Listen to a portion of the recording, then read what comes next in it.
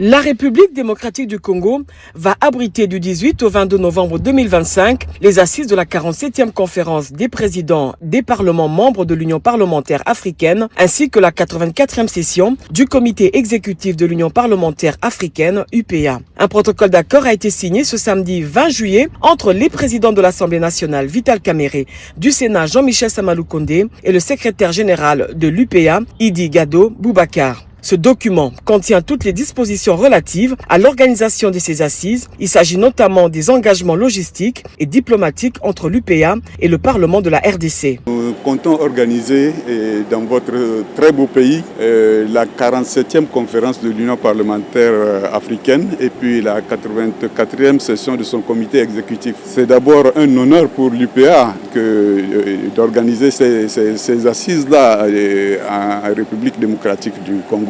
Cette invitation a été faite donc lors de nos précédentes réunions de l'UPA et à l'unanimité, les membres des parlements africains ont accepté que ces réunions se tiennent en République démocratique du Congo. Ça, c'est un grand honneur, mais c'est aussi un défi à relever, le défi de la très bonne organisation.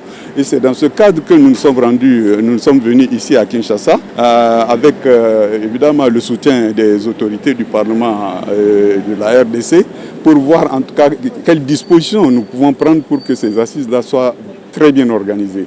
Et vraiment, des conditions que nous avons trouvées ici nous paraissent idéales. En tout cas, nous avons fait un travail administratif approfondi. Nous avons vu tous les détails et vraiment nous sommes satisfaits des dispositions qui sont prises, en tout cas dans le cadre de l'organisation de ces rencontres. Mais au cours de ces réunions, d'abord, il y aura près d'une quarantaine de parlements qui seront représentés. Il y aura au moins 180 délégués qui seront là. Donc, je pense que c'est une rencontre très importante. Et au cours de ces rencontres, il y aura des thèmes importants qui seront discutés. Le thème de la souveraineté nationale, le thème de la gouvernance du numérique par rapport aux droits des femmes. Et ensuite, il y aura un autre thème qui se rapporte à l'autonomie énergétique. Donc, ce sont des questions qui intéressent l'ensemble des États africains.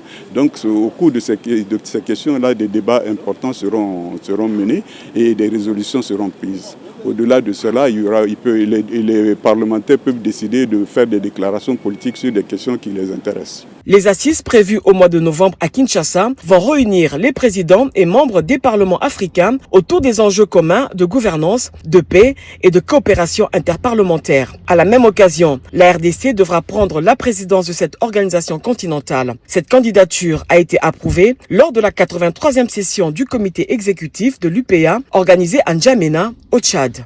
Il faut préciser que le comité exécutif de l'UPA est l'organe chargé d'orienter les activités de l'Union et de contrôler la mise en œuvre des décisions, résolutions et recommandations de la conférence des présidents.